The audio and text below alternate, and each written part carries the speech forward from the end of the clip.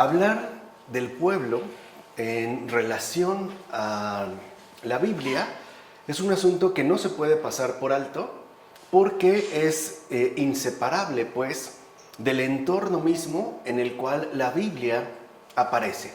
O sea, es uno de los elementos de gestación de la Biblia en su conjunto. Ya habíamos abordado la tierra.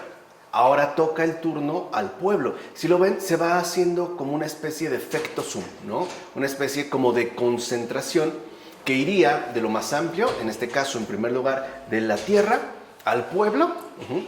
Queda ya como más enfocado.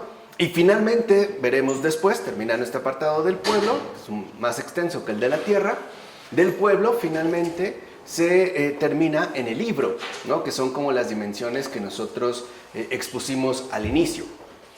Así pues, ya en esta ocasión nosotros iniciaremos con estos estudios que estamos llevando a cabo acerca de la Biblia y sobre todo de la Biblia en su entorno, o sea, en su realidad misma de gestación, ¿no? En tanto apela a la historia y, como lo comentamos, la historia entendida como esa total complejidad de lo viviente, ¿no? Y que precisamente por haberse presentado como un acontecimiento histórico, es decir, igualmente real, pues la Biblia tiene una historia, tiene pues sus componentes de gestación. Así comenzamos por la tierra y hoy ya vamos a comenzar por el pueblo, ¿no? Nos vamos a centrar pues en el pueblo. Y lo primero que cabe la pena destacar en este punto es que los orígenes de Israel como pueblo son inciertos. No hay como una referencia exacta y definida en torno a los orígenes mismos del pueblo de Israel. O sea, de entrada eso es lo primero que destacamos, ¿no? Sus orígenes son inciertos y esto significa que a final de cuentas el pueblo de Israel se mantiene en el misterio de Dios. Y esto es algo importante de tener en cuenta porque al final Israel como pueblo es obra de Dios desde el principio y hasta el final. Por eso es que es como muy difícil el poder abarcarlo de manera cabal, de manera total. Así pues, el pueblo de Israel, tanto en su realidad históricamente concreta como en su dimensión ya plena, podemos decir que en este caso nadie sabe exactamente cómo comenzó ni qué plenitud tendrá. Por ejemplo, ya sabemos que se habla, ¿no?, a partir de la revelación del Señor, el pueblo de Israel en términos de el pueblo de Dios, en esta universalidad. Pero aún así, aunque sepamos que se habla del pueblo de Dios, ¿no?, en términos de toda la humanidad, tampoco podemos saber con exactitud cuál es la plenitud que le corresponderá al pueblo de Israel. O sea, no se sabe exactamente ni cómo comenzó, ni qué plenitud tendrá al final. Queda pues como resguardado, ¿no?, como cobijado desde el principio hasta el final. Ahora bien, en la tradición bíblica, el nombre de Israel lo recibe, o sea, no es algo que le pertenezca pues a este pueblo, sino que Dios mismo se lo da. Y este nombre de Israel lo recibe primero el patriarca Jacob. Es el primero que recibe este nombre de Israel. Luego, la denominación de Israel como pueblo se aplica a la comunidad compuesta por las 12 tribus, más los levitas, que de hecho se remontan a este patriarca. O sea, cuando se habla de los levitas, van a ser también una comunidad que remiten a Jacob, a él se remontan. Pero vean cómo hay como dos pasos, ¿no? El nombre de Israel, en primer lugar, lo recibe Jacob, este gran patriarca. Y después, Israel se va a aplicar al momento en el que se hable de esta unidad compuesta por las 12 tribus. Ahora, no se trata de una designación aplicada a un reino establecido. O sea, no es que nosotros podamos decir que se ubicaban exactamente en tal o cual lugar. Y eso también es importante de tener en cuenta. Por ejemplo, cuando uno habla de los fenicios, están plenamente ubicados. Sabemos que corresponderían a el actual Líbano, por ejemplo, ¿no? Ahí encontraríamos los fenicios, o los egipcios, o los aztecas en el caso de México, etc. Aquí no. O sea, la designación principio referida a Jacob y después a las 12 tribus en tanto comunidad, no se aplica o no se refiere a un reino establecido. Por eso la ocasión anterior, mejor dicho, empezamos por la tierra, que si se dan cuenta nunca tuvo, en cuanto tal, unas fronteras plenamente establecidas. Ni siquiera se constituyó la tierra de Israel como un reino ya definido. No lo alcanzó. ¿Por qué? Porque al final esta designación no es de este mundo. O sea, cuando se está hablando de Israel, del pueblo de Israel, no se está hablando de algo que sea precisamente de este mundo, aunque involucre en efecto una comunidad más o menos definida de esta tierra. Pero lo que quiero que entiendan es que cuando se habla pues de Israel, en relación al pueblo, se está hablando de algo mucho más grande de lo que podríamos llegar a suponer ahora, ¿no? Al menos en un primer momento. Más bien, y así es como se entendió desde el principio, cuando se hablaba de Israel es porque con ello se designaba a un grupo humano con un profundo compromiso religioso con Yahvé. Esto es fundamental, que es el Dios de Israel, pero que no está plenamente circunscrito a esta particular región geográfica, que como dijimos es la que llamamos a grandes rasgos Palestina. Entonces, cuando se habla del pueblo de Israel, no se está hablando de un pueblo que se ubique en un lugar geográficamente determinado, sino de un pueblo cuyo profundo compromiso religioso está establecido con su Dios en particular, en este caso con Yahvé. Por eso es que el pueblo de Israel no va a quedar en ningún momento y hasta la fecha circunscrito a una particular región geográfica. Es más, todo parece indicar que el Israel de la tradición bíblica es resultado de una transformación sustancial del primer Israel histórico en el seno de una vigorosa tradición religiosa. O sea, lo que quiero que aquí quede muy claro ya es que cuando hablamos del pueblo de Israel, estamos hablando, por un lado, ¿no?, de una dimensión histórica concreta, pero que va más allá de lo histórico, que involucraría asimismo lo geográfico, para pasar a una dimensión más bien religiosa. Entonces, en efecto, en el momento en que se lleva a cabo la redacción de los libros sagrados, muchos siglos después, se mira ya como una unidad más o menos definida a los pueblos de aquella región, pero no desde el principio. Y lo que va a permitir, ¿no?, mirar ya como una cierta unidad a estos pueblos es el compromiso religioso que mantienen con Yahvé, no el lugar en donde viven, sino lo que define al pueblo de Israel en un principio es su relación con Dios, no la tierra que propiamente habitan, ¿vale? Así pues, esta transformación sustancial apelaría a un conjunto de experiencias vivas cuya centralidad recae de lleno en la manifestación y presencia constante del Dios de Israel. Por eso, hacer una historia de Israel, si entendiéramos por ello la historia de un pueblo históricamente definido, es algo por demás complicado. Porque dentro de este pueblo que llamamos Israel, está involucrado, como dijimos, historia, pero también religión. Está pues, si lo quieren ver así, está involucrada historia y la revelación.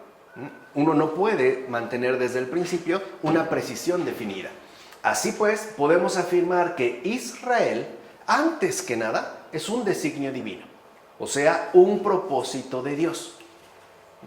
Cuando se habla del pueblo de Israel, no hay que entenderlo pues en términos estrictamente terrenales. Por eso les dije hace un momento, no se trata de un pueblo que sea meramente de este mundo. No. Israel más bien designaría un propósito de Dios, que implica la unidad basada en la fidelidad a Él. Y ahí está lo más sustancial cuando hablamos del pueblo de Israel. O sea, ¿por qué este pueblo, pues, se llama Israel? Por la unidad basada en la fidelidad a Yahvé. O sea, en la fidelidad a Dios. De ahí que se suele presentar una distinción entre lo cananeo y lo israelita. La génesis de lo israelita no vendría fijada por unos determinados rasgos étnicos, sino que se basaría en la relación concreta con el Dios de este pueblo. O sea, acuérdense que cananeos remiten a la tierra de Canaán, que es en general, ¿no?, toda la extensión de la antigua Palestina.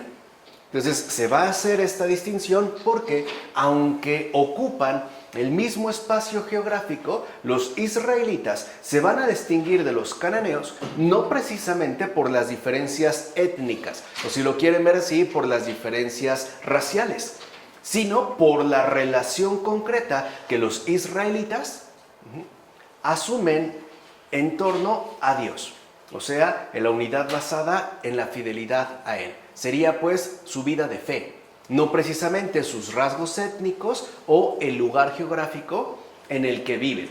No obstante, a pesar de todo esto que es sustancial tener en cuenta, hasta cierto punto es posible determinar de qué manera ha surgido en la historia el Israel que nos ha legado la tradición bíblica.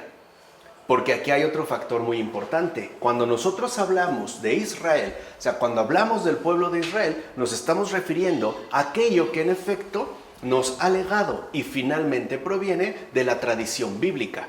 O sea, el pueblo de Israel y el libro, lo que tenemos como Biblia, son inseparables.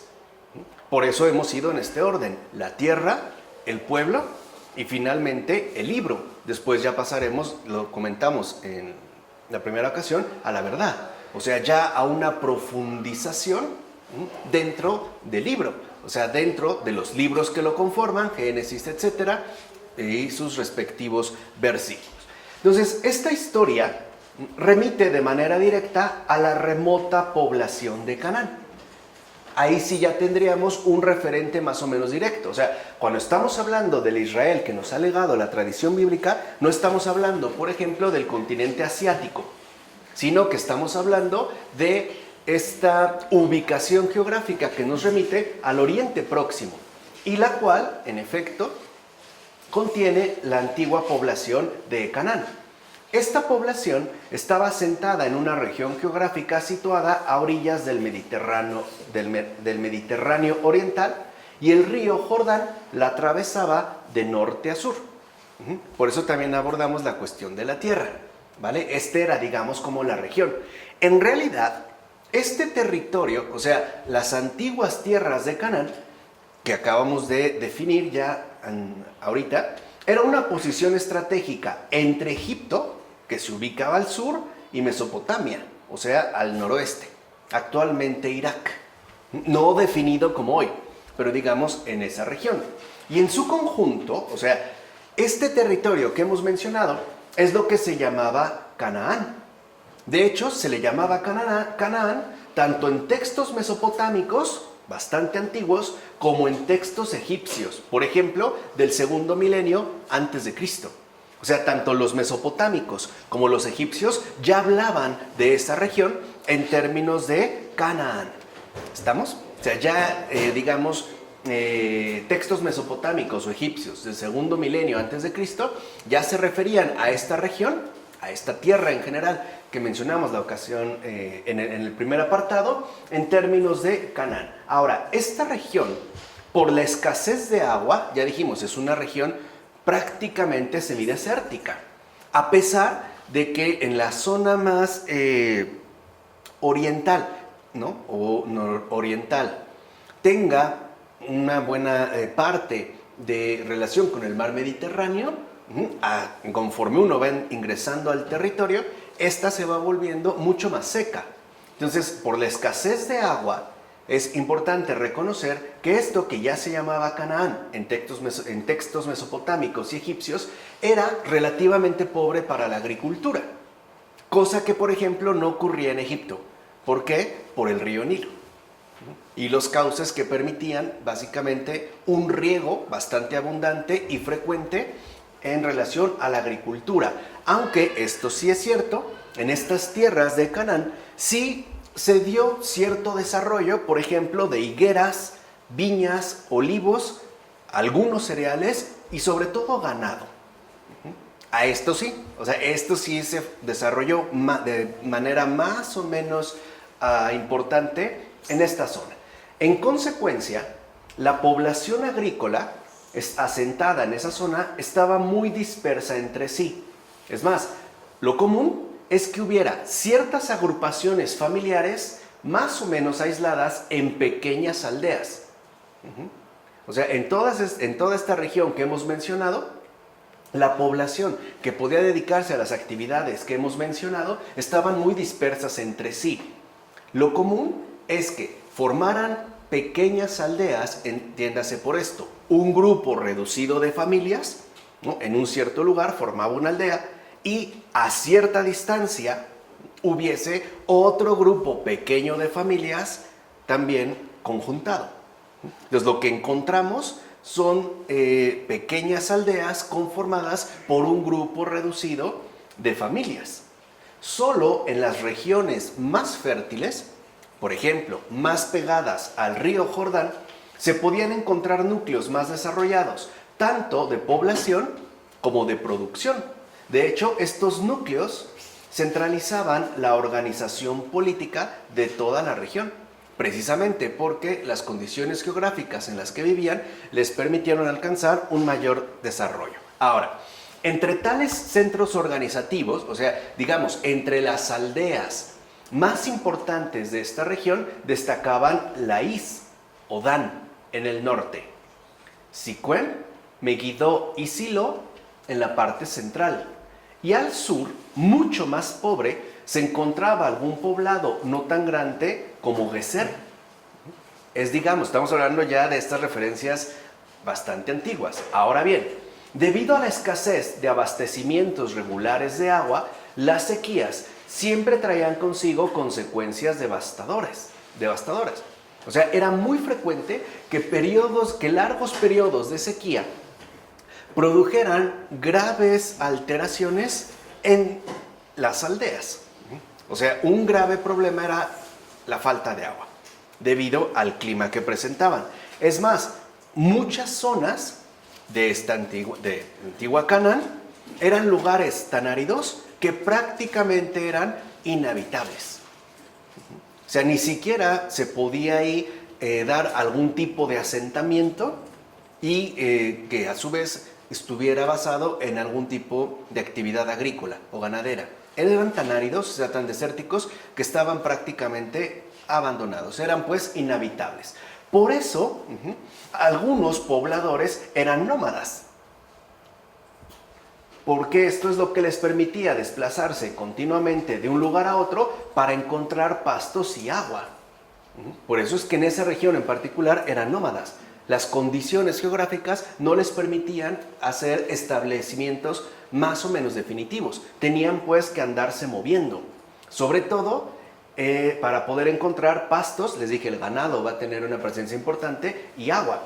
Esto dependía, por ejemplo, de las estaciones anuales y de las lluvias ocasionales. O sea, si se presentaba una lluvia ocasional en tal región y esto permitía el crecimiento de ciertos pastos, pues para allá se desplazaban. O sea, en realidad estas pequeñas aldeas, salvo las que hemos mencionado, no tenían en general ningún tipo de asentamiento ya establecido. Entonces, desde antiguo, y eso también hay que tenerlo en cuenta, el poderío egipcio, tanto militar como cultural, se hacía notar con fuerza en la región. ¿Por qué? Porque el imperio egipcio, o el antiguo imperio egipcio, no tuvo necesidad de ser nómada. La ubicación en la cual se encontró le permitió desarrollar ampliamente la agricultura, también incluso el pastoreo, el comercio, etc. Esto le permitió tener un desarrollo. Por eso es que desde antiguo Egipto va a estar muy presente en esta zona de Canaán. Pero su influencia se hizo mucho más intensa a partir de la campaña llevada a cabo por Tutmosis III. Fíjense, hacia el año 1460 a.C., o sea, el siglo XV a.C., 1500 años antes. Y a partir de entonces y hasta el 1170 a.C., Egipto prácticamente dominó toda esa región. Entonces, el poderío egipcio va a ser algo muy presente dentro de la región de Canaán. Ahora, la ciudad de Gaza era la sede de uno de los principales gobernadores egipcios de aquella zona. Y desde allí ejercía Egipto su supremacía dominante sobre todo aquel territorio. O sea, el que mandaba en Canaán en todos estos años era Egipto. Y el centro de poder de Egipto era la ciudad de Gaza. Desde allí es que controlaba todo el territorio de Canaán. De vez en cuando, normalmente cada año, una unidad militar egipcia recorría la región con el fin de recaudar los tributos debidos al gobernador, los cuales podían ser sobre todo en términos de alimentos o incluso también de ganados. Ahora, naturalmente la población en estos momentos no era excesiva, más ni siquiera en las ciudades principales. Las condiciones, pues, del territorio no lo permitían. De hecho, la mayoría de la gente vivía dispersa por campos y valles. Las aldeas, o lo que podríamos llamar aldeas, tenían pocas casas. Fíjense, no más de 20 o 30. Incluso llegaron a darse aldeas que solamente tenían 2 o 3 casas. O sea, podían darse aldeas que nada más estaban conformadas por 2 o 3 familias. Dijimos, y que además solían estar en un continuo movimiento. Ahora, las aldeas eran administradas por un consejo de ancianos, el cual estaba conformado por los principales de cada familia que tenían ya cierto arraigo en el lugar. O sea, ¿quiénes eran las autoridades representativas de estas aldeas? Los ancianos, por el tiempo que ya llevaban habitando en este lugar. Eran pues las fuentes principales de autoridad. Entonces la población autóctona, o sea, establecida de aquel lugar, era la cananea. O sea, dentro de esta zona la población originaria, ¿no?, se le diría, de esta región era la llamada cananea. Aunque también es cierto que había cierta cantidad de nómadas que solían deambular por aquellas tierras. O sea, digamos que los autóctonos, los originarios de la región, eran los cananeos. Pero también habían algunos grupos nómadas que se les llamaba, por ejemplo, Sasu o Abiru. Y también mantenían ciertas relaciones con Egipto. Los Sasu acudían al delta del Nilo en busca de alimentos y refugio en tiempos de escasez. Entonces, cuando las condiciones climáticas eran bastante desfavorables y se padecía una terrible sequía, los Sasu en particular se iban al delta del Nilo para buscar y conseguir alimentos e incluso refugio. Por eso es que intentaban mantener cierto tipo de relaciones cordiales con los egipcios, aunque también los Sasu eran temidos debido a que en tiempos difíciles, como dijimos, eran grupos, aquí sí, estrictamente nómadas, vagaban hambrientos por el desierto y asaltaban a los viajeros que se desplazaban por aquellos lugares. Incluso los Sasu llegaban a asaltar las aldeas dispuestos a luchar a muerte con tal de adquirir medios de subsistencia. Entonces los Sasu, como andaban prácticamente de nómadas, cuando se presentaba una situación verdaderamente crítica, se dedicaban a asaltar para poder conseguir, sobre todo, alimentos. Cuando no tenían la oportunidad de llevar a cabo los asaltos, podían dirigirse a ciertas aldeas. Evidentemente escogían las más pequeñas. Y podían, digamos, ¿no?, emprender una feroz batalla con tal de adquirir tanto comida como agua. Pues bien, entre los cananeos, ¿no?, esa era como una tradición autóctona, era habitual que la familia asumiera el papel de unidad básica. O sea, entre los cananeos, la unidad fundamental era la familia. Y esta unidad implicaba también la gestión de la subsistencia y la defensa del lugar. En aquellos tiempos no había, pues, todavía el protagonismo socialmente otorgado a estructuras suprafamiliares en términos políticos. O sea, no había, pues, un gobierno político. Lo que había era una autoridad familiar.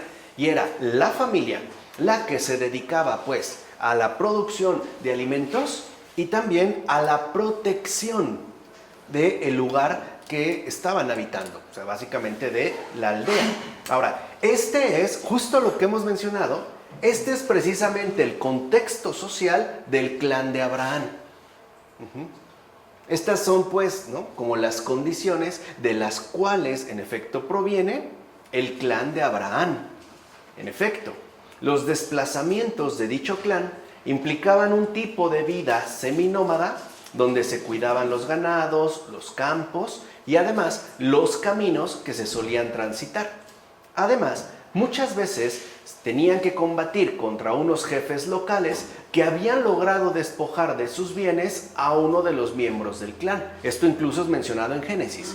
Si ustedes consultan el Génesis capítulo 14, versículos 1 a 16, verán cómo también se menciona que a veces algunos jefes locales despojaban de sus bienes lo poco que tenía algunos miembros del clan. Entonces, lo importante aquí es darnos cuenta que el clan de Abraham no era ni destacado ni protagónico.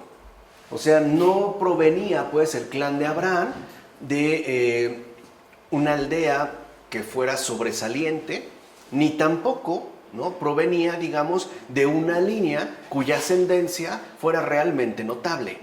Para nada. O sea, el clan de Abraham, de donde viene Abraham, era de lo más común, ¿no? Y esto también es muy importante de tenerlo en cuenta. Ahora, en todo caso, el impulso decisivo para la puesta en marcha de su configuración especial vino dado por la singular experiencia religiosa que fuera vivida por el patriarca, o sea, el llamado por parte de Dios. Así comienza el pueblo de Israel, con un llamado por parte de Dios.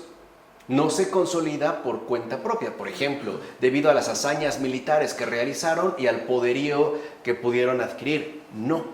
En realidad, esto comienza por el llamado por parte de Dios.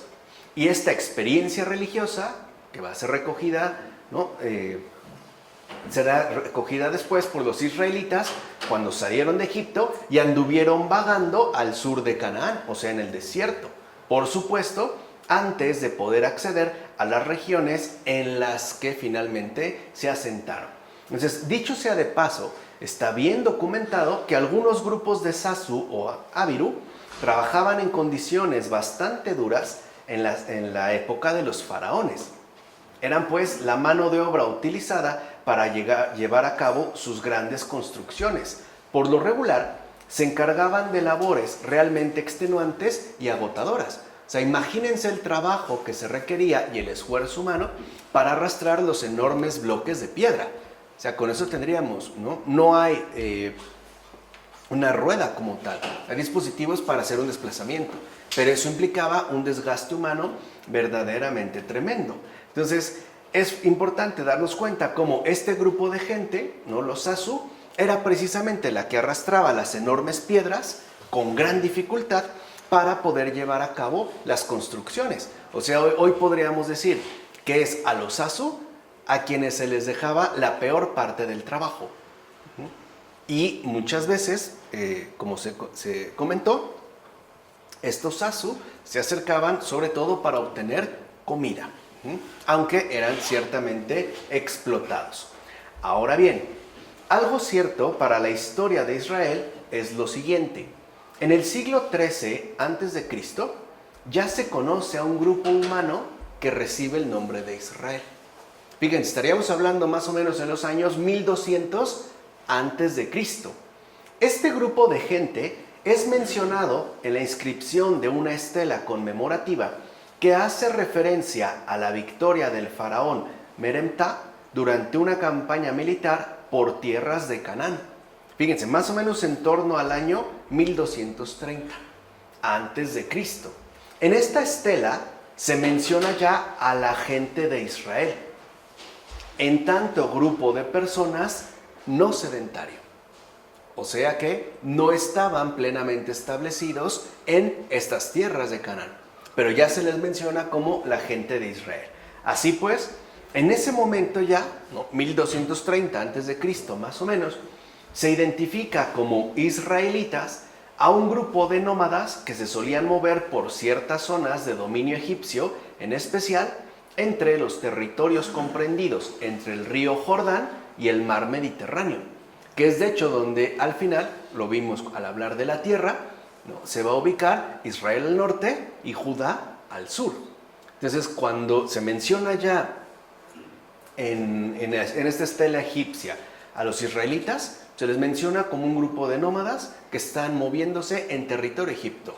egipcio. Recuerden que son los egipcios quienes dominan toda Canaán y que especialmente suelen andarse desplazando y moviendo en esta pequeña franja de territorio que iría del Jordán al mar Mediterráneo.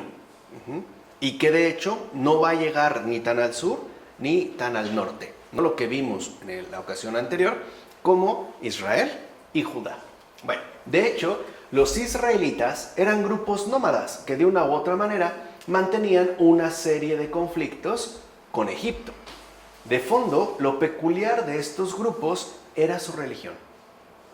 Eso es lo que los caracterizaba como israelitas, lo que dijimos hace un momento, ¿recuerdan? Lo fundamental del pueblo de Israel no es ni su constitución étnica, ni tampoco su ubicación geográfica, sino la relación especial que tiene con Dios. O sea, esto peculiar que dijimos es su respectiva religión. Es decir, el impulso decisivo a partir del cual se había constituido su experiencia vital de existencia, que además había sido vivida por unos antepasados suyos que habían salido del propio Egipto. Entonces, cuando los egipcios pues hablan ya en el siglo XIII a.C. de los israelitas, ¿no? O de esta gente de Israel, están hablando de un grupo de nómadas que se caracterizan sobre todo por su religión. ¿Y por qué esta religión, al final, es lo que constituye la experiencia vital de toda su existencia? O sea, lo que caracteriza desde antiguo a la gente de Israel es su relación con Dios. Eso es, digamos, lo que los va precisamente a definir. Ahora, este grupo de gente salido de Egipto había transitado largamente por regiones desérticas, hasta que por fin pudo acceder a las regiones en las que posteriormente se asentaron. O sea, aquí venían del sur, ¿no? Y se fueron yendo cada vez más hacia el norte. Las regiones en las que se asentaron, dijimos, básicamente esta franja, ¿no?, que va del río Jordán al mar Mediterráneo, es lo que formaba justo parte de la tierra de Canaán. No obstante, si ponemos atención al relato del Génesis, podemos darnos cuenta que las manifestaciones de religiosidad que ahí se mencionan, en el propio Génesis, es decir, según los relatos patriarcales, se corresponden mucho más con el sustrato esencial de la región israelita que con el culto yavista centrado en el templo. Por eso hay aquí que poner mucha atención a lo que se va a comentar, porque sí hay una diferencia destacada, aunque ciertamente vinculante, entre lo que podríamos llamar los relatos patriarcales y la posterior tradición yavista, que apelaría más o menos ya a tiempos del Éxodo, o sea, mucho tiempo después. Esto significa que, en primer lugar, la gente de Israel conservó desde antiguo formas tradicionales de religiosidad que en efecto remiten a la configuración, por así decirlo, inicial de estos primeros grupos israelitas. De entrada, destaca el hecho de que el patriarca del clan fuera el responsable supremo de todas y cada una de las cuestiones que afectaban la vida de todo el grupo. Recuerden, en los tiempos patriarcales, o sea, en estos tiempos realmente antiguos, no hay templo todavía. Y tampoco hay un sumo sacerdote. Lo que sí hay es un patriarca del clan, este sí. Y la designación, Dios de mi padre, era de hecho la habitual entre los miembros de la familia. Una costumbre que además se mantuvo a lo largo de generaciones, justo para poder designar su relevancia y divinidad. Aunque, y esto también hay que notarlo, cada dios familiar tenía su propio nombre. O sea, en principio, los clanes remitían a un dios propio familiar. O sea, era, digamos, el dios que los resguardaba. Y para poder conservar esta línea de continuidad a través de las generaciones, se hablaba de Dios de mi padre. Eso era lo habitual. O sea, lo cual remitía pues a un sentido de pertenencia igualmente religioso. Ahora, tal Dios familiar, que dijimos, los nombres variaban, ¿no?, incluso de familia en familia, era considerado como el protector del grupo allá donde estuviese. en cada momento, sobre todo cuando se tenían que mover a buscar nuevos pastos y agua para sus ganados. A este pues Dios familiar es al que se encomendaban para que no sufrieran ningún daño, un asalto o un robo. Por otra parte, tener muchos hijos era algo necesario para poder disponer de la mano de obra, ¿no?, necesaria al momento de realizar las tareas de labranza y pastoreo. O sea, era pues necesario que las familias fueran numerosas. Recuerden que son las familias las que se encargan absolutamente de todo. Entonces ya también era una tradición cananea el tener muchos hijos. Aunque lo más importante, y eso era lo destacado, es que esta necesidad pues de muchos hijos no solo se reducía a la dimensión productiva, sino que lo más importante era garantizar la supervivencia de la propia familia, o sea, la descendencia. El poder seguir adelante con esta designación de Dios de mi padre, o sea, con el Dios familiar. Además, recuerden, ¿no?, las condiciones de vida en las que se encontraban eran a veces muy hostiles. Así que podía darse el caso de que una familia se extinguiera, o bien porque fuera atacada, o bien porque incluso podía llegar casi a morir de hambre. Y los pocos que quedaban pues, se integraban a otro clan. Y con ello pues, tenían que aceptar el Dios familiar de ese otro clan. ¿Vale? De hecho, los hijos de una familia eran los encargados tanto de cuidar a los ancianos como de ir aprendiendo de ellos toda la serie de costumbres familiares. O sea, aquí ya vemos evidentemente cómo en la antigüedad la figura de autoridad por excelencia es el anciano. Los pequeños, o sea, los hijos, en tanto no crecen, están dedicados de lleno a cuidar de estos ancianos. Sobre todo porque de ellos van a recibir todas las enseñanzas necesarias para la supervivencia de la familia en general. O sea, todas las costumbres familiares. Ahora, una mujer sin hijos, por ejemplo, constituía un drama para toda la familia, porque ponía en riesgo la continuidad ininterrumpida del clan familiar. O sea, una mujer estéril era, digámoslo así, un grave problema, porque no iba a permitir, ella no iba a aportar, pues, ¿no?, una continuidad en la línea familiar. De ahí, pues, que en el ambiente cananeo se recurriera a la poligamia, o bien a esclavas que estaban a disposición del esposo, sobre todo para subsanar esta carencia. O sea, no era nada más un lujo, era pues en caso de necesidad. Si la mujer era estéril, se recurría a otras mujeres. E incluso, ¿no?, se podía recurrir a las propias esclavas, como ocurrió con el propio Abraham. Recuerden que Sara, ¿no?, le ofrece a su esclava. Pero esto es en la línea cananea, sobre todo para no interrumpir la continuidad del clan familiar. Ahora, en tal contexto, en este contexto cananeo, una manifestación clara de la presencia de Dios era la promesa de tener un hijo. Y sobre todo, el poder constatar su cumplimiento. O sea, no solo era, digamos, tener o recibir del Dios familiar la promesa de descendencia, sino ante todo el poder comprobar en carne propia que esta promesa se ha cumplido. Y lo mismo podría decirse, por ejemplo, del hecho de que este hijo o esta hija, esta descendencia, fuera a su vez protegido de las amenazas bastante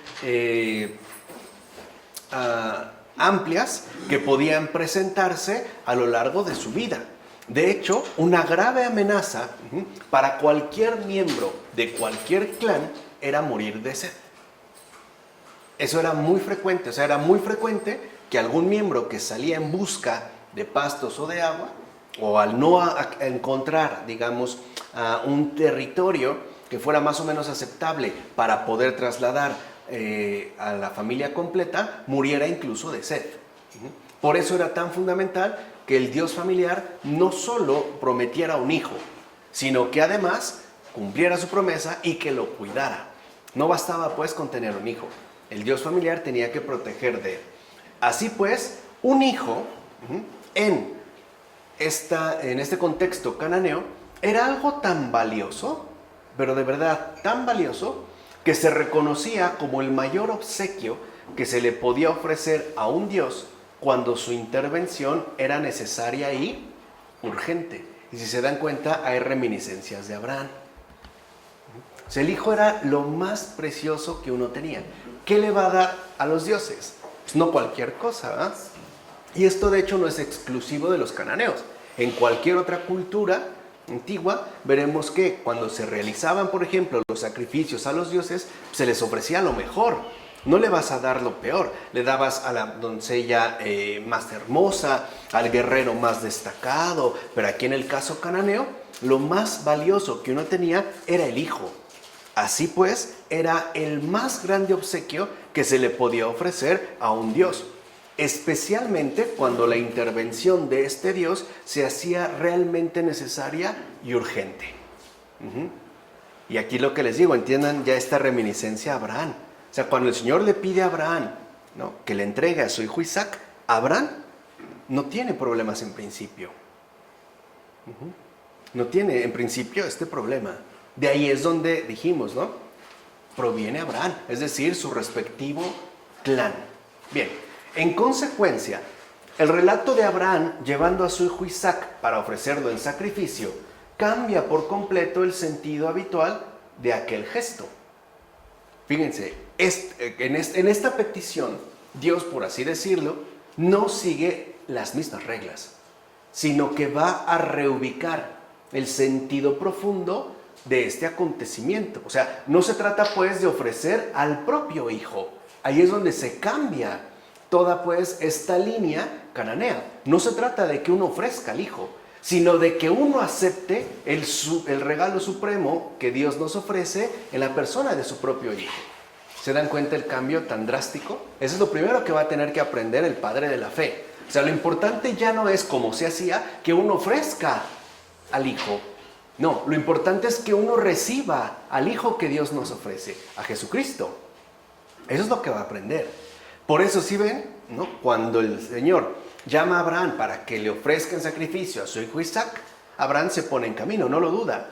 Sabe que, bueno, esto de hecho sería de lo más que normal. Era algo que se viene haciendo, ¿no?, generación tras generación. No tiene en este caso problema. Además, Abraham no parte de cero. El Señor ya ha cumplido su promesa. O sea, no va pues a ciegas. O sea, es lo que quiero que entiendan. No parte de cero. Para Abraham era un hecho. Si Dios ha cumplido la promesa en este hijo y me lo pide, seguramente me va a dar ¿qué? Otro. O sea, no me dijo que nada más uno. Me prometió una descendencia. Pero lo importante es que cuando Abraham sigue pues las tradiciones cananeas, el Señor lo interrumpe. Porque se dan cuenta, en el momento en el que ya, ¿no?, va a sacrificar a Isaac, el Señor lo detiene, ¿no?, y le muestra lo que él tiene que ofrecer. O sea, lo importante no es lo que nosotros ofrecemos, sino aceptar el sacrificio que Dios mismo va a realizar. Y ahí es donde se empieza a configurar en la experiencia concreta de Abraham, la experiencia concreta de la fe. ¿Vale? Pues Abraham aprende que el Dios vivo no es igual a lo que la gente supone y vive, sino que los criterios son distintos. De hecho, lo más importante, y eso sigue siendo vigente hasta la fecha, no es lo que nosotros ofrecemos a Dios, es lo que Él nos hace llegar y recibimos. O sea, lo importante no es el ofrecimiento, es la recepción, que nosotros ya hablamos en términos sencillos de gracia, ¿no? Lo importante es recibir la gracia, no tanto lo que yo puedo ofrecerle. Recuerden que eso es algo que aparecerá en el Antiguo Testamento, cuando les dice, por ejemplo, ya a los judíos, si creen que de verdad lo que le ofrecen le es placentero, o que Él no ha sido el que ha creado incluso los toros y bueyes que sacrifican, no, incluso Él ha creado, ¿no?, el incienso, la harina de los panes que se realizan, etc. Entonces vean, aquí es lo fundamental. No se trata, por tanto, de sacrificar incluso lo más valioso en nombre de Dios, sino de aceptar el sacrificio personal de Dios en tanto valía absoluta de reconciliación. Ahí está la primera alianza, ya en la experiencia concreta de la fe. La fe es fidelidad, pero es una fidelidad definida. O sea, no es de que nosotros le seamos fieles a Dios solamente. Hay algo todavía previo. La fe en tanto fidelidad significa que Dios va a ser fiel en todo, y de una vez y para siempre. Eso es de hecho lo que va en efecto, ¿no?, a consolidar la reconciliación. Pero eso es algo que se tiene que aprender. Y al primero a quien se le revela y se le van dando estas indicaciones será Abraham, que es tomado de su realidad concreta, pero al mismo tiempo es conducido por una vía diferente, que va a ser justamente la vía del pueblo de Israel. ¿Vamos? Para que entiendan cómo es importante también, ¿no?, abordar esta amplitud. Ahora, así pues, en la transhumancia, entiéndase por ello, el pastoreo continuo es el término que le corresponde, la transhumancia, ¿no? En el pastoreo continuo, los grupos familiares llevaban consigo estatuillas de sus dioses domésticos. Dijimos, en aquel entonces, cada familia tiene su dios familiar, tiene su propio dios, y este cambia de nombres, ¿no?, de familia en familia, de clan en clan. Cada uno, cuando estos se movían, ¿no?, andaban en esta transhumancia, llevaban estatuillas de estos dioses. Estos objetos tendrían el propósito de asegurar la continuidad familiar y además la solidaridad sucesiva entre las posteriores generaciones. En Génesis, por ejemplo, también se destaca el valor simbólico de estas figuritas. Por ejemplo, lo constata el robo por parte de Raquel de los terafín de su padre Labán. Se menciona en Génesis 31:19. ¿Qué eran los terafín? Estas estatuitas que, digamos, representaban los dioses domésticos. Ciertamente, en el panteón de Ugarit, Ilu es el dios del cielo. O sea, dentro, pues, del ámbito cananeo, Ilu es el dios del cielo y ocupa la posición central entre los dioses familiares. Lo mismo que él entre los dioses de Canaán. En la práctica, cada uno de los grupos cananeos veneraba a él con algún calificativo adecuado según las circunstancias. O sea que, aunque cada familia tenía un nombre particular para definir al dios, estos remitían a él, el cual ciertamente, ¿no?, va a ser así designado con un nombre o un calificativo en particular. Pero la figura central para los habitantes de Canaán era él. Él era pues el dios fundamental. Era precisamente, ¿no?, el dios principal. Él era pues el verdadero dios, que a su vez va a ser, como lo dije, ¿no?, designado con términos adecuados a las circunstancias. Entonces, en los relatos patriarcales del Génesis se mencionan varios nombres del Dios al que da culto a Abraham. Fíjense, Abraham es muy anterior a Moisés y no en ningún momento le dice Yahvé. De hecho, el propio Génesis lo va a relatar. Tales nombres se ajustan a esa costumbre cananea de añadir una nota específica al nombre común, él. Recuerden, el dios central es él, ¿vale? Y una costumbre cananea muy específica era añadir esta nota. Por ejemplo, el Elión, que significa Dios Altísimo, como aparece en Génesis, capítulo 14, versículos 19-22. O bien, con el nombre El Bet-El, Dios de Betel. También en Génesis 31, 13 y 35, 7. O bien, con El Olam, Dios eterno. Entonces, ¿cómo se refiere Abraham a Dios? Dios, a secas, Él. Y se agrega, según, ¿no?, su propia raíz cananea, algún tipo de nota en particular. Por ejemplo, Altísimo, el Dios de, en relación, ¿no?, con algo, con alguien. o alguna cualidad que se quiera destacar. Por ejemplo, hablar de Dios eterno. Pero si lo ven, en los tres casos, lo importante, lo que se mantiene y va al principio es Él. ¿Vale? Ahora bien, en esta época histórica, tanto las familias asentadas en las aldeas como aquellas que se movían con sus ganados por las colinas realizaban acciones de culto tanto en sus casas como en sus tiendas. Acuérdense, no hay un templo. En general, todas las acciones de culto se realizaban o bien en sus casas, cuando estaban más o menos asentados, o bien en sus tiendas, debido a que se estaban moviendo. Y estos rituales consistían en ofrendas de productos de la tierra, o bien, a veces llegaban a sacrificar algunos animales. Lo más común es que las ofrendas que eran expuestas, ¿no?, en el culto de aquel entonces se refirieran a productos de la tierra.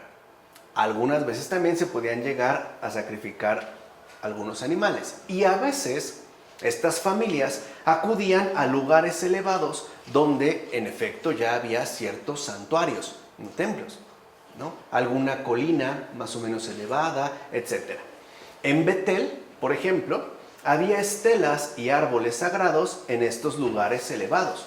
Y además se consideraban manifestaciones de la presencia de la divinidad. O sea, desde la antigüedad siempre se va a relacionar la divinidad con lugares elevados, con la altura. Y esto es algo que en Jesús también se expresa. O sea, no era una intuición equivocada. ¿Cuántas veces no se menciona en los evangelios que Jesús subió al monte a orar? Va justamente a un lugar elevado. Lo que hoy nosotros también llamaríamos en términos de cielo.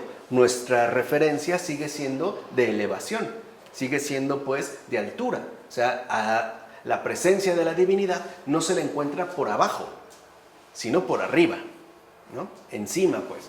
Entonces, estas celebraciones no estaban ligadas a fechas fijas, ni requerían la intervención de mediadores institucionales de lo sagrado, sino que respondían a circunstancias concretas de la vida. Por ejemplo, a lo mejor el nacimiento de un hijo o de una hija, o el haber obtenido una buena cosecha, o haber encontrado una buena área de pastizales, o haber encontrado una fuente de agua importante. Ahí entonces se realizaban estas celebraciones religiosas. No había sacerdotes. El que se encargaba de realizar estas funciones que podríamos mencionar en efecto sacerdotales era el jefe de familia, o sea, el patriarca familiar. Es él el que las realiza. No hay sacerdote. Tal tipo de prácticas se conservaron durante mucho tiempo. Era pues la norma de la religiosidad habitual. No había gente dedicada exclusivamente a, sino que el encargado de realizar las celebraciones religiosas bajo ciertos acontecimientos importantes era el jefe de familia. No obstante, la experiencia de liberación de Egipto va a marcar profundamente la vida del pueblo de Israel. O sea, aquí sí va a haber un cambio bastante notorio. Los protagonistas de estos hechos, o sea, de la liberación de Egipto y sus respectivos descendientes, mantuvieron vivo el recuerdo de esta liberación, lo cual va a ser algo decisivo para todo su porvenir. Aquí sí ya se da pues un cambio profundo en la vida del pueblo de Israel. O sea, podemos decir que en el principio, o desde Abraham, con este trasfondo cananeo al cual de hecho pertenece, el pueblo de Israel estuvo mucho tiempo apegado a la norma de la religiosidad habitual que ahorita hemos descrito. Entonces, según las tradiciones posteriores atestiguadas en la Biblia, hubo un grupo que logró la liberación de esta dura servidumbre egipcia. Y este grupo fue liderado por un personaje al que estas tradiciones llaman Moisés. Fíjense, estamos pasando pues de Abraham a Moisés. El hecho de que Moisés sea un hombre egipcio, Moisés es un hombre egipcio, de la raíz nis, que significa engendrar, de donde viene, por ejemplo, Ramsés, hijo de Ra, apunta a que provenía de Egipto. a este justo que llaman Moisés. Y Moisés mantuvo buenas relaciones con Madián. Moisés llegó a Madián cuando huía de Egipto. Aceptó la hospitalidad de un madianita, en unas tradiciones llamado Reuel y en otros Jetró. E incluso se casó con una de sus hijas, Séfora, de la que van a ser su hijo Gersón, como se menciona en Éxodo 2, versículos 15 a 22. Ahora, estos pormenores que se relatan ya han de proceder de recuerdos, o sea, experiencias remotas realmente antiguos, o sea, de descendientes de esta liberación. No es algo que se puso, pues, por escrito de inmediato. Es algo que vino posteriormente. En efecto, en tiempos posteriores, si se dan cuenta, dijimos, Moisés, como se menciona en Éxodo, mantuvo buenas relaciones con los madianitas. Bueno, en tiempos posteriores se achacó a las mujeres madianitas el inducir a los israelitas a la idolatría. Por ejemplo, como se menciona en Números, capítulo 25, versículos 1 a 18. Los propios israelitas llegaron a considerar a los madianitas como enemigos temibles.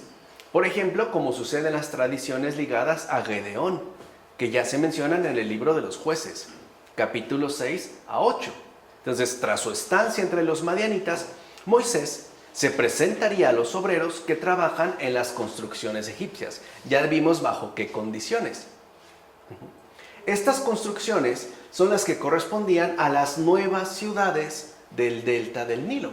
Claro, porque es la zona que también, como mencionamos, ¿no?, hace un momento, es la que está en mayor crecimiento. ¿Por qué? Porque tiene agua a disposición y por lo tanto puede tener una producción bastante considerable de alimentos.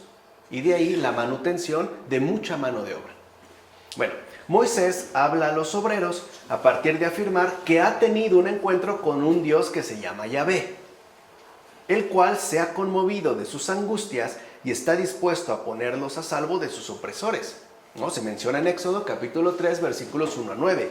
Moisés mismo asumirá la misión de llevar a cabo, con el apoyo de Yahvé, esta tarea, ¿no? Se menciona en Éxodo, que es básicamente los capítulos 10 a 17.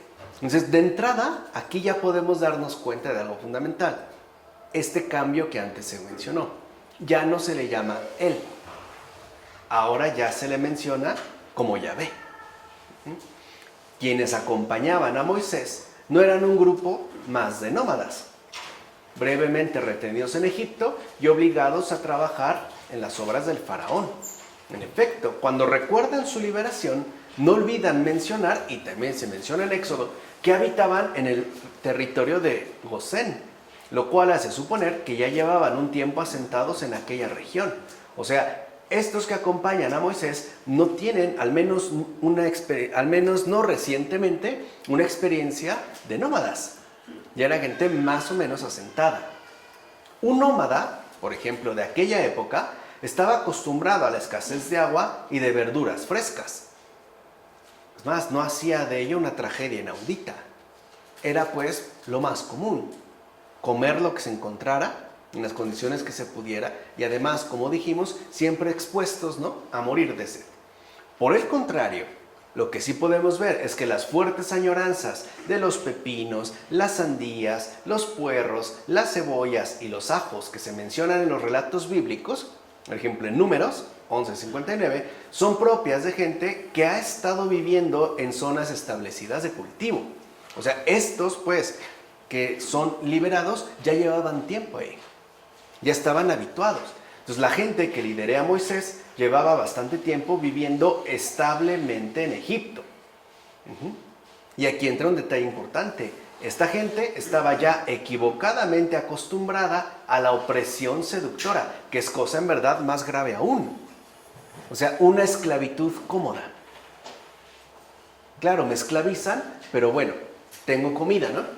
Tengo legumbres, o tengo leche, o tengo no sé qué, que sería más grave. Entonces, aquella gente confía en estas palabras de Moisés y va a lograr movilizarlos para que finalmente huyan, como se menciona en Éxodo. Entonces, cuando los capataces egipcios de las obras se dan cuenta que los obreros se han marchado, van a poner en marcha un destacamento de carros de guerra para que se inicie la persecución de los fugitivos. O sea, estos escaparon, hay que traerlos de regreso.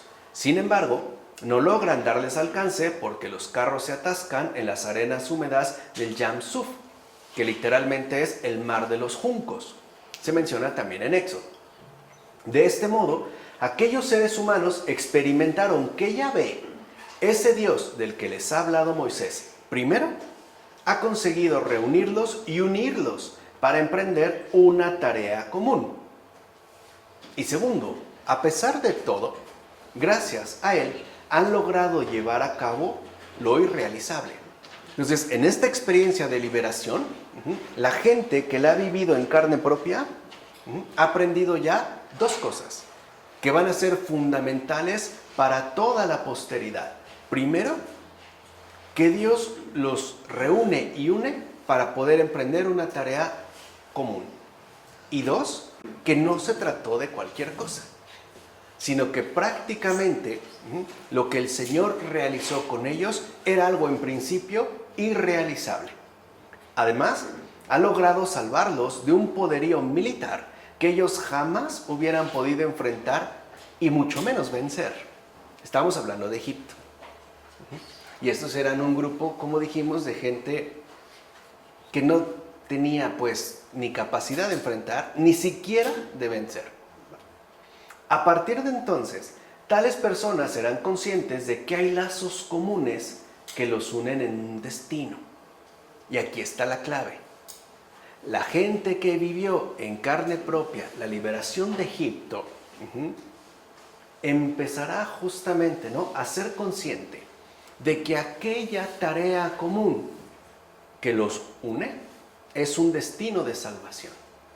Por eso la salida de Egipto pasará a ocupar un puesto fundamental en la memoria viva de sus respectivos descendientes. Por eso se va a insistir, no, escucha Israel, el Señor tu Dios te liberó de Egipto, no lo olvides, tal, o sea, porque ese es como el destino de salvación al que ha sido convocado. Lo que aquí podemos ver es que a partir del Éxodo se conformó una religión mucho más organizada en el pueblo de Israel, pero solo hasta aquí. Antes que había las costumbres familiares cananeas. Ya dijimos, ¿cómo se referían a Dios? Él.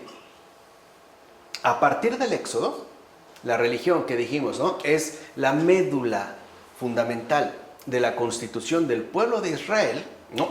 A partir del Éxodo, entonces sí, se va a empezar a configurar de manera mucho más organizada justo este sostén que aporta al pueblo de Israel su realidad como tal. En efecto, en estos acontecimientos, que de hecho están en el origen de las más relevantes tradiciones religiosas de lo que será propiamente Israel, se van desvelando algunos rasgos de la religión que nace. Y van a ser rasgos que, dicho sea de paso, la harán sumamente distinta de las formas religiosas de otros pueblos. O sea, hasta el Éxodo, el pueblo de Israel no es tan diferente, ni siquiera en lo religioso, de los otros pueblos, pero ya tiene un signo distintivo. Dijimos, el llamado recibido por parte de Dios, que se empieza a configurar y que ya se expresa de manera definida en la persona de Abraham. Para empezar, aquí ya, las religiones oficiales del Oriente Próximo antiguo tenían una base mítica. Y esa es la primera gran ruptura. O sea, lo que va a hacer a Israel algo distinto. Empiezan a darse ya de forma mucho más organizada, mucho más definida, mucho más específica, estas rupturas con respecto al entorno que los rodea, en tanto, ¿no?, en la tierra de Canaán. Esto, o sea, que tenían bases míticas, significa que tales formas religiosas se atribuían un origen a partir de remotos tiempos míticos. O sea, nadie sabía realmente ni cuándo ni cómo, ¿no? Eran por eso relatos míticos. Por el contrario, Israel se basará en una experiencia histórica real y concreta, es decir, en el Éxodo. La religión de Israel no viene de un mito, viene de un hecho. ¿Se entiende? O sea, esta es, digamos, la primera gran diferencia. Por eso va a ser tan importante no olvidar lo que el Señor ha hecho por su pueblo. Ahí está la primera gran ruptura. ¿no? Que ya irá dándole su perfil definido al pueblo de Israel. Y por cierto, aunque en tiempos, ¿no? Desde Abraham, desde lo cananeo hasta Moisés, pareciera que no hubo muchos cambios, esto también nos debe de hacer patente lo siguiente: el Señor es muy respetuoso con las formas humanas que se dan en esta tierra. Es muy respetuoso. Si se dan cuenta, no llega y rompe y desbarata. Asume y planifica. Lo mismo pasó con Abraham. Abraham le llamaba él. Lo dijimos, ¿no? O el Betel, o el Alión, ¿no? Dios eterno.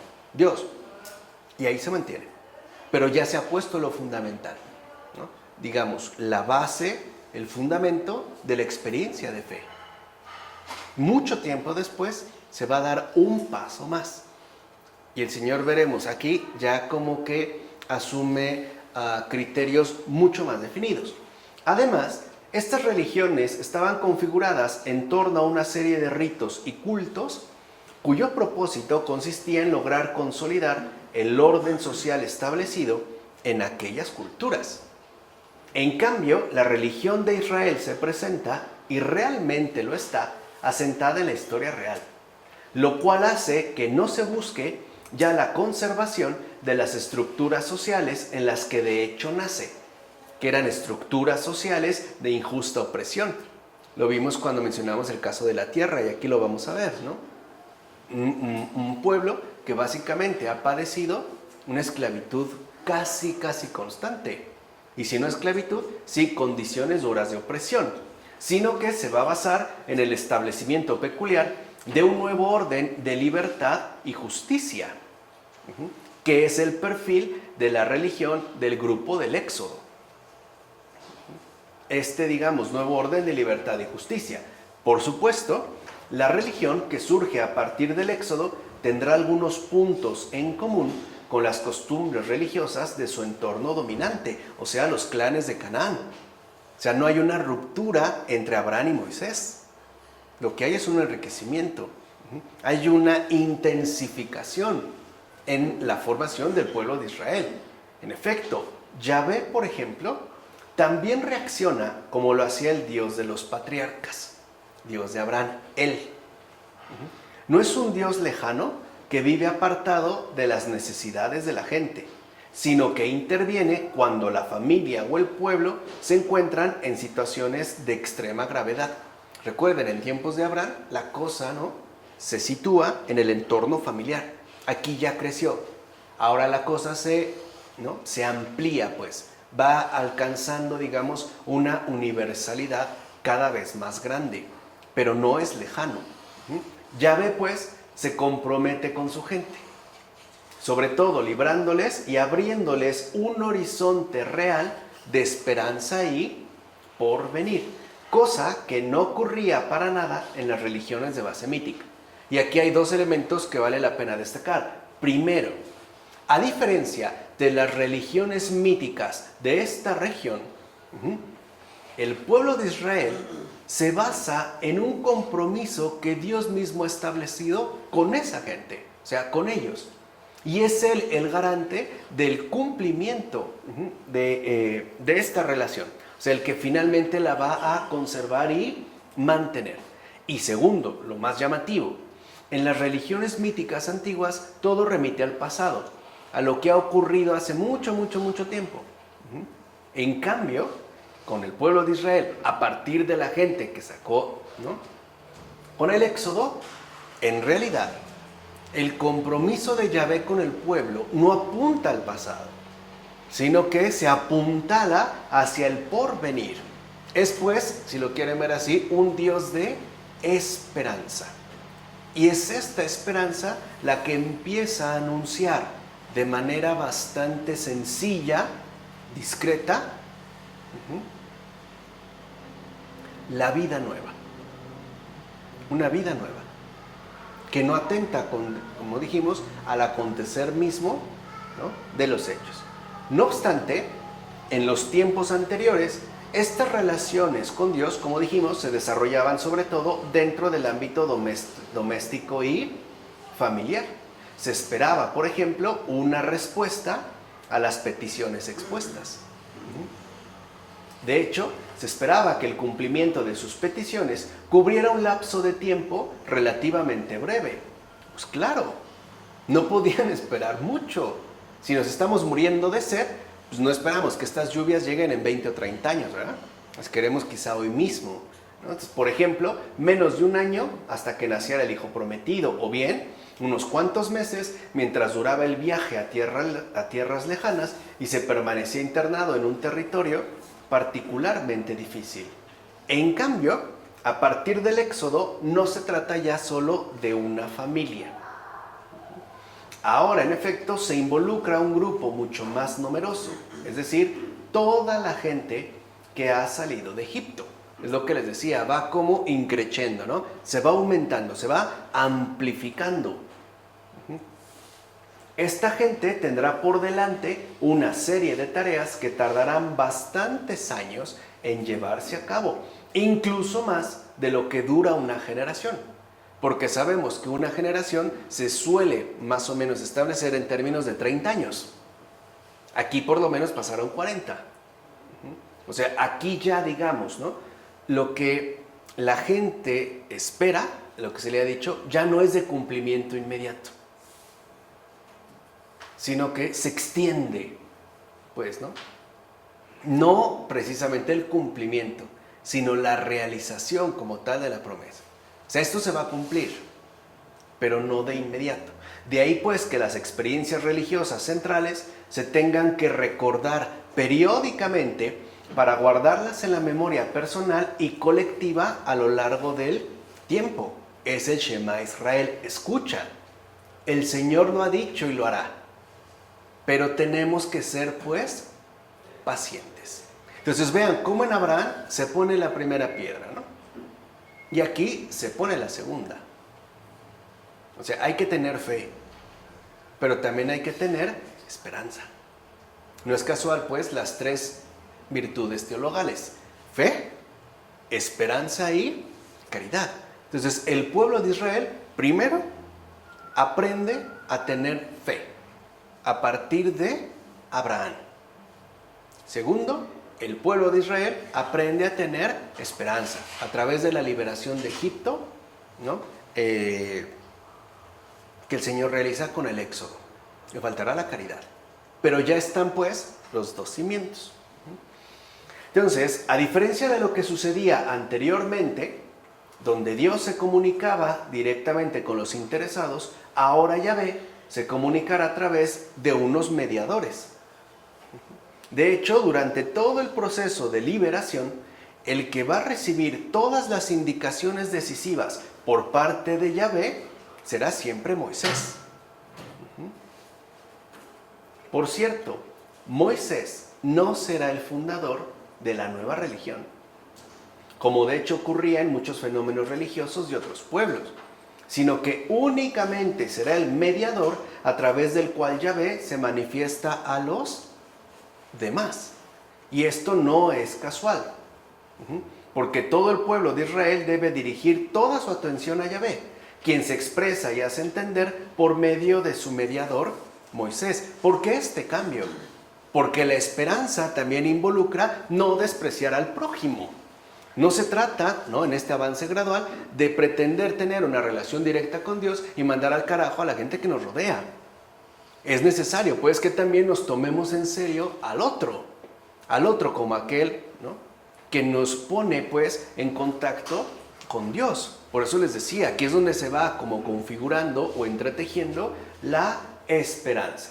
Además, el pueblo mismo no se puede limitar a contemplar la acción divina en los acontecimientos. O sea, no se trata de que este pueblo sea un simple espectador, sino que asimismo ha de colaborar en su propia liberación a través de fiarse en lo que dice Moisés de parte de Yahvé a la hora de ponerse en marcha cuando corresponda, especialmente cuando se va a requerir superar y suprimir todas sus incertidumbres y temores.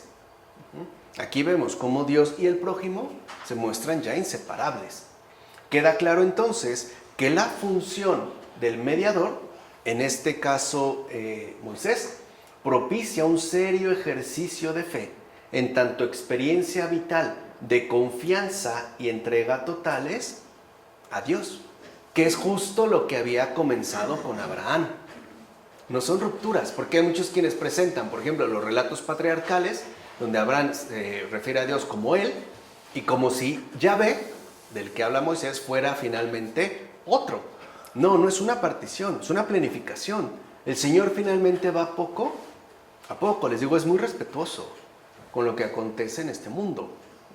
No llega y desbarata, ¿no? Sino que va interviniendo. Por eso es efectivamente también el Señor de la historia. Entonces, si se ve aquí que la fe es una base, esta fe no se vive de manera aislada ni solitaria, sino que involucra una experiencia vital de confianza y entrega, o sea, una esperanza total a Dios, pero nunca solas, sino a través de alguien más. Es lo que nosotros seguimos viviendo, por ejemplo, con los sacerdotes. Sigue habiendo esta figura de un mediador. No se trata de que uno quiera tener como un aislamiento, ¿no? O lo divino. No, sino de que entendamos la colaboración necesaria, la integración necesaria entre unos y otros. Entonces, esta actitud, que forma parte efectivamente de lo que ya posteriormente se llamará fe, es decisiva para configurar la experiencia vital de las nuevas relaciones de Dios con ese grupo de gente. Recuerden, son obreros que están huyendo de las construcciones del faraón.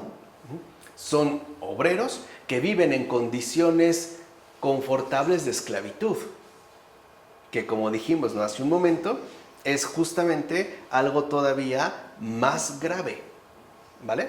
Entonces vemos pues cómo a partir de la experiencia fundacional del Éxodo, siempre se requerirá una seria complementación entre el actuar divino y la respuesta personal de cada miembro humano involucrado. Ahora ya se invita pues también a un compromiso personal con Dios. De ahí que las tradiciones posteriores insistirán, junto a los recuerdos ligados a la liberación de Egipto, en otra experiencia decisiva. Aquí ya está la primera. Pero también las tradiciones posteriores van a insistir, sin eliminar, sin dejar de lado la liberación de Egipto, que como vimos es un fundamento también para la realización, ¿no?, del pueblo de Israel, van precisamente a añadir otra experiencia decisiva.